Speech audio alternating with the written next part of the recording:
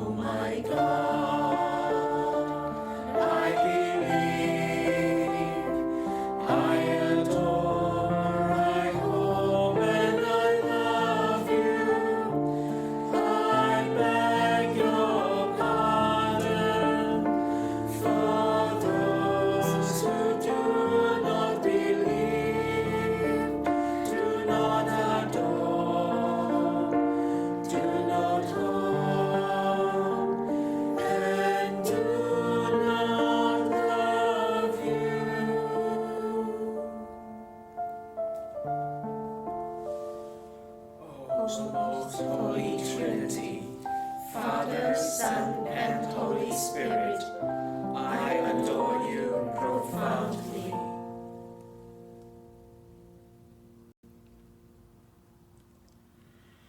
I offer you the most precious body, blood, soul, and divinity of Jesus Christ, present in all the tabernacles of the world, in reparation for the outrages, sacrileges, and indifferences by which he is offended, by the infinite merits of the Sacred Heart of Jesus and the Immaculate Heart of Mary, I beg for the conversion of poor sinners. Amen.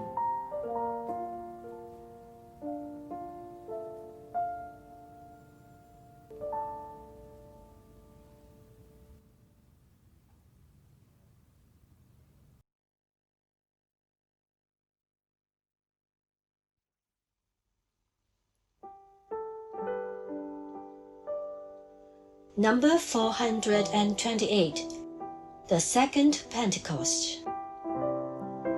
You are here so that you yourselves may undergo the sweet and powerful experience of the cenacle, where I make myself particularly present among you, in order that you can become apostles of cenacles in every part of the world. My Immaculate Heart is the new and spiritual cenacle into which all the Church must enter in order to obtain the gifts of the new Pentecost.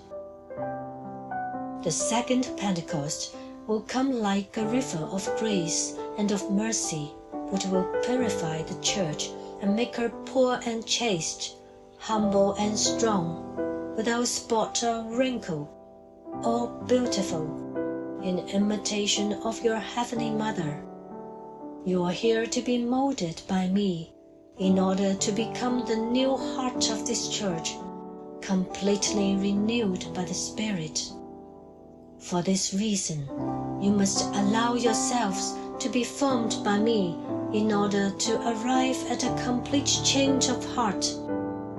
Let your heart become meek and humble, gentle and merciful, sensitive and pure, Let your heart be a chalice filled with smooth balm, which runs over and flows down to close opened and bleeding wounds, to comfort innumerable sufferings and sorrows, to give hope to the desperate, grace to the sinners, comfort to the ailing, help to the needy, peace to the distressed, courage to the disheartened.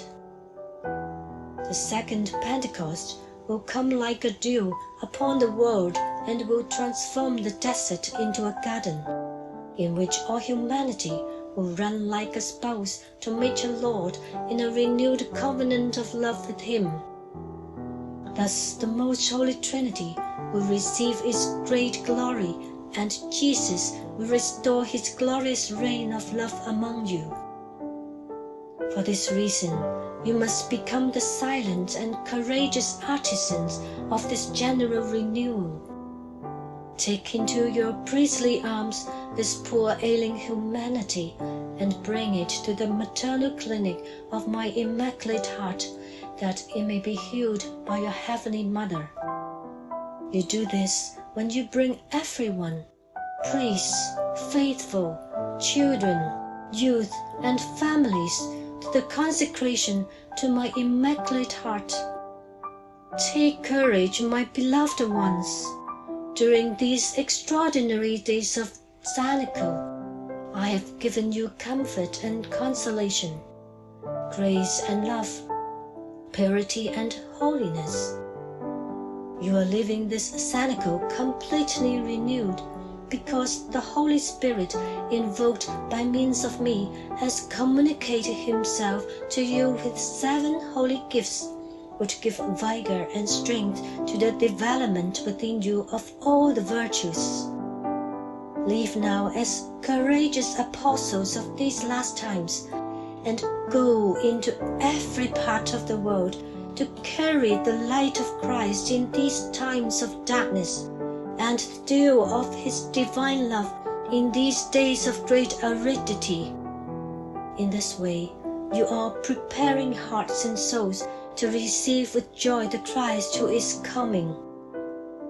Together with your dear ones and with the souls who are entrusted to you, I bless you with the joy of a mother who has been so consoled by you.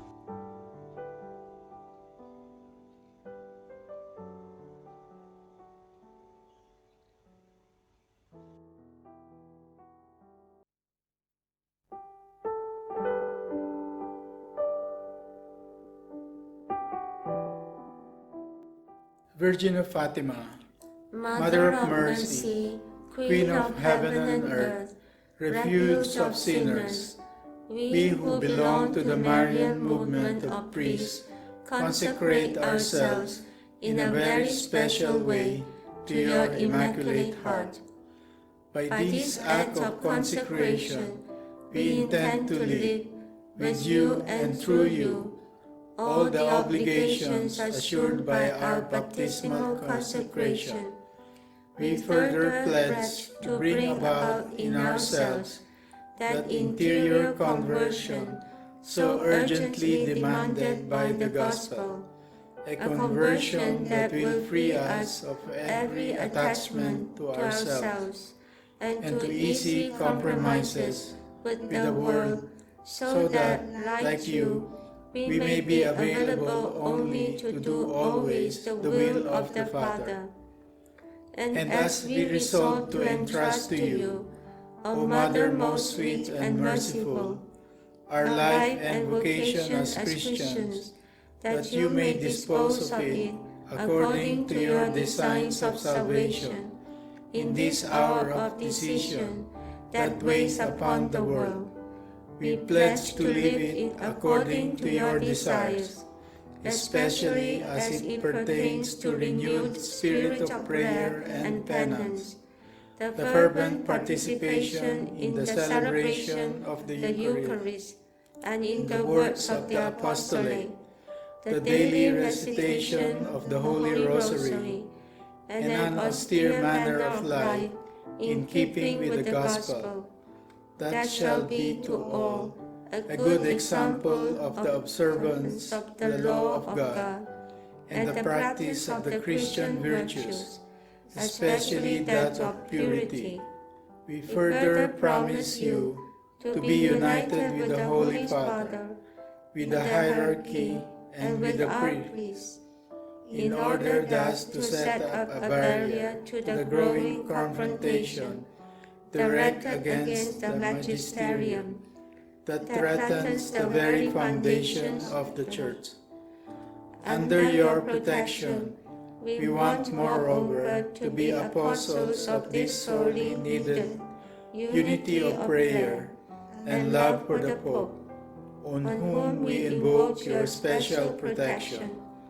And lastly, insofar as it is possible, we promise to lead those souls with whom we come in contact to a renewed devotion to you, mindful that atheism has caused shipwreck in the faith to a great number of the faithful, that desecration has entered into the holy temple of God, and that evil and sin are spreading more and more throughout the world.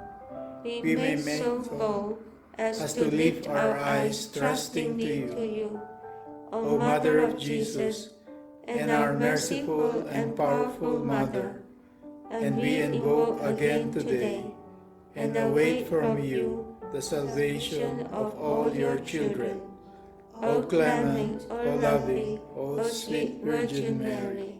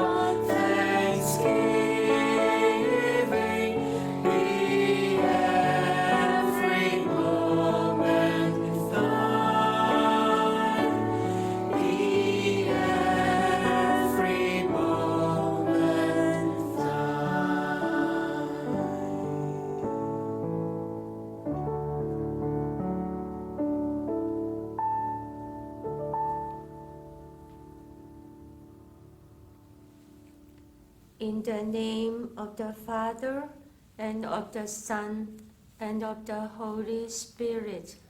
Amen.